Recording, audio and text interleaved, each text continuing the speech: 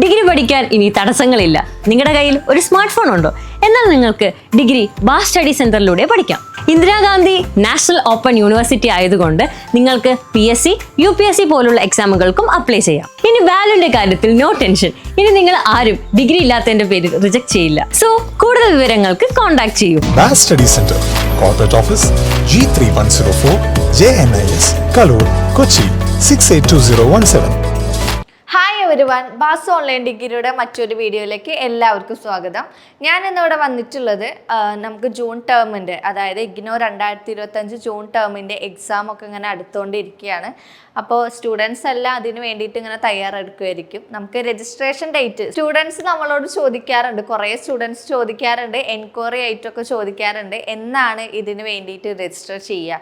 അതായത് 2025 ജൂൺ ടേമിലേക്കുള്ള എക്സാമിന് വേണ്ടിയിട്ട് രജിസ്റ്റർ ചെയ്യുക എന്നാണ് നമ്മളോട് ചോദിക്കാറുണ്ട്. അപ്പോൾ അതിന് വേണ്ടിയിട്ടുള്ള ഒരു വീഡിയോ ആയിട്ടാണ് ഞാൻ വന്നിട്ടുള്ളത്.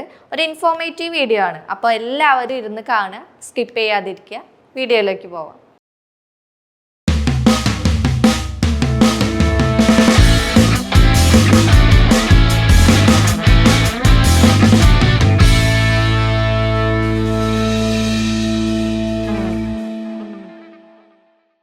ഇഗ്നോ 2025 ജൂൺ ടേമിലേക്കുള്ള എക്സാമിൻ്റെ ഡേറ്റ് ഷീറ്റൊക്കെ ഓൾറെഡി പബ്ലിഷ് ആയിട്ടുണ്ട്, എല്ലാവരും കണ്ടിട്ടുണ്ടായിരിക്കും. ഓക്കെ, അപ്പോൾ നമുക്ക് ജൂൺ 2 മുതൽ, അതായത് ജൂൺ 2 മുതൽ ജൂലൈ 11 വരെയാണ് നമുക്ക് എക്സാം നടക്കുക. ഓക്കെ, അപ്പോൾ അതിൻ്റെ രജിസ്ട്രേഷൻ്റെ ഡീറ്റെയിൽസ് ഒക്കെ കാര്യങ്ങൾ കുറേ സ്റ്റുഡൻസ് നമ്മളോട് ചോദിച്ചിട്ടുണ്ടായിരുന്നു. നോർമലി നമുക്ക് മാർച്ച് മന്തിലാണ് ഈ രജിസ്ട്രേഷൻ്റെ ഡീറ്റെയിൽസ് ഒക്കെ വരുന്നത്. അപ്പോൾ മാർച്ച് അല്ലെങ്കിൽ ഏപ്രിൽ മാസത്തിലാണ് നമുക്ക് രജിസ്ട്രേഷൻ ചെയ്യാൻ വരുന്നത്. ജൂൺ ടേമിലേക്കുള്ള എക്സാം എഴുതണം എന്നുണ്ടെങ്കിൽ നിങ്ങൾ നിർബന്ധമായിട്ട് രജിസ്റ്റർ ചെയ്യണം. ഇനി രജിസ്റ്റർ ചെയ്യുമ്പോൾ നമ്മൾ സൈറ്റിൽ കയറിയിട്ട് നിങ്ങളുടെ ഡീറ്റെയിൽസ്, അതായത് ഡീറ്റെയിൽസ് മൊത്തം എൻ്റർ ചെയ്യുക. എന്നിട്ട് ഏത് എക്സാം സെൻറ്റർ ആണോ വേണ്ടത് അവിടെ ക്ലിക്ക് ചെയ്യുക. അതായത് നിങ്ങൾക്ക് പ്രിഫറൻസ് ചോദിക്കും. ഓക്കെ, അപ്പോൾ ഈ സൈറ്റ് വരുന്ന ടൈമിൽ, രജിസ്ട്രേഷൻ സൈറ്റ് വരുന്ന ടൈമിൽ ഫസ്റ്റ് തന്നെ പോയിട്ട് രജിസ്റ്റർ ചെയ്യണമെന്നില്ല. കാരണം സൈറ്റിൻ്റെ ഇഷ്യൂസൊക്കെ ഉണ്ടാവും, ബ്ലോക്ക് ഇഷ്യൂസും ഒക്കെ ഉണ്ടായിരിക്കും. പിന്നെ കുറേ സ്റ്റുഡൻസ് നമ്മളോട് ചോദിക്കാറുണ്ട് സബ്ജക്റ്റിന് എത്രയൊക്കെയാണ് വരുന്നത് എന്ന്.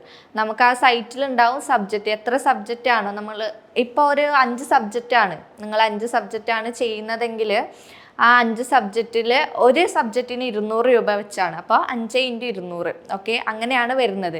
ഇത് തിയറിയുടെ ആണ്. ഇനി പ്രാക്ടിക്കൽ പറഞ്ഞുതരാം. പ്രാക്ടിക്കൽ പറഞ്ഞാൽ കുറച്ച് ഡിഫറൻസ് ആണ്.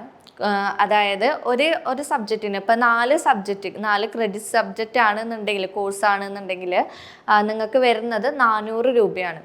അതല്ല ഇനി 4 കൂടുതലാണെന്നുണ്ടെങ്കിൽ 500 രൂപ വെച്ചിട്ടാണ് നമുക്ക് വരുന്നത്.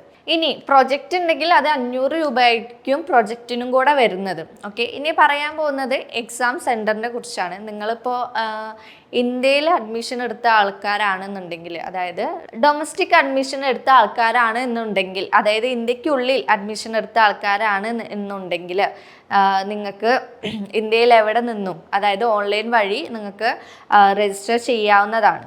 ഓക്കെ, അപ്പോൾ കേരളത്തിൽ കഴിഞ്ഞ ടേം വരെ നമുക്ക് കേരളത്തിൽ ഒരു എക്സാം സെൻറ്റർ, ഒന്നിൽ കൂടുതൽ എക്സാം സെൻറ്റേഴ്സ് ഉണ്ടായിരുന്നു കഴിഞ്ഞ ടേമിൽ. നമുക്ക് അപ്ഡേഷൻ ഒന്നും വന്നിട്ടില്ല.